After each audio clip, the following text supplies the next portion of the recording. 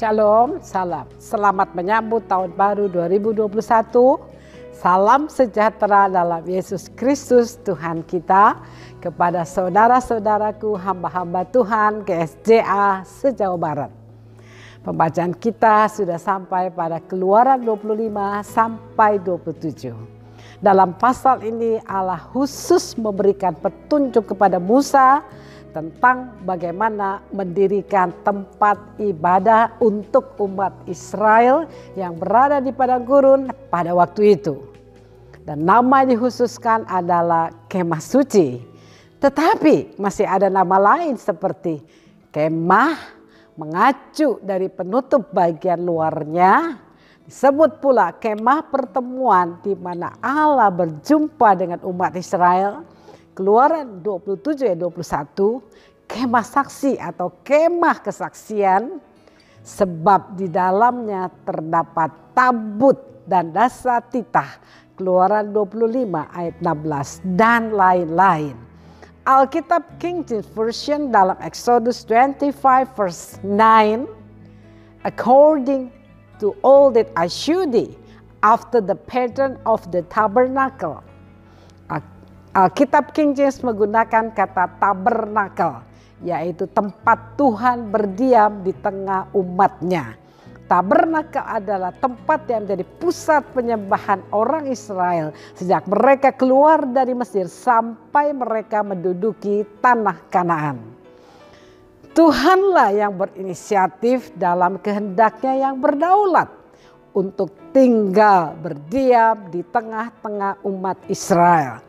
Sebagaimana disebutkan dalam Keluaran 25 ayat 8 dan 9. Dan mereka harus membuat tempat kudus bagiku, supaya aku akan diam di tengah-tengah mereka, menurut segala apa yang kutunjukkan kepadamu, sebagai contoh kemah suci dan sebagai contoh segala perabotannya.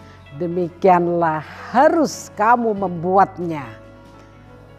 Keluaran pasal 25 sampai pasal 27 menceritakan tentang rencana Allah bagi umat Israel. Tentang materi kemah atau materi tabernakel, yaitu kayu, kulit, jenis-jenis tambang mulia, ukuran tabernakel, 4 tutup tabernakel terdiri dari linen, kulit bulu kambing, kulit domba jantan, dan kulit lumba-lumba. Tirai yang membatasi ruang kudus dan ruang maha kudus. Ketiga pintu untuk halaman ruang kudus dan ruang maha kudus. Benda-benda di ruang kudus seperti meja roti sajian, kandil, dan mezbah ukupan. Benda di ruang maha kudus yaitu tabut, kotak emas yang di dalamnya terdapat 2 loh batu yang tertulis 10 hukum Allah dan tutup pendamaian. Bangsa Israel mempersembahkan segala persembahan khusus untuk tabernakel dengan berlimpah-limpah, yang merupakan pemberian dari bangsa Mesir ketika mereka keluar dari perbudakan. Tuhan tidak pernah berhutang. Meskipun berabad-abad umat Israel menjadi budak, tapi pada akhir perbudakannya mereka menerima pembayaran dengan pemberian barang-barang mulia. Dengan terjadinya 10 tulah untuk bangsa Mesir, ketakutan membuat mereka memberikan yang memang seharusnya merupakan hak umat Israel. Dan umat Israel di padang gurun memberikan semua pemberian tersebut sebagai persembahan untuk membangun kemah suci. Luar biasa, Tuhan yang menyediakan.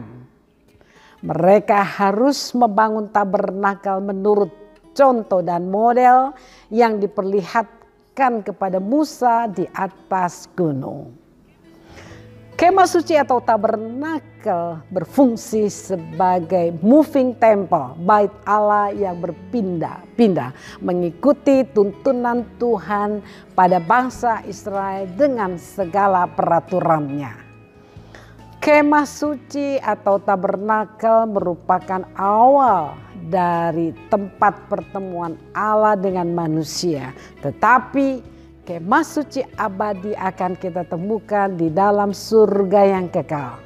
Kitab Wahyu 21 ayat 3. Lalu aku mendengar suara yang nyaring dari tahta itu berkata, lihatlah, kemah Allah ada di tengah-tengah manusia dan ia akan diam bersama-sama dengan mereka. Mereka akan menjadi umatnya dan ia akan menjadi Allah mereka. God bless you.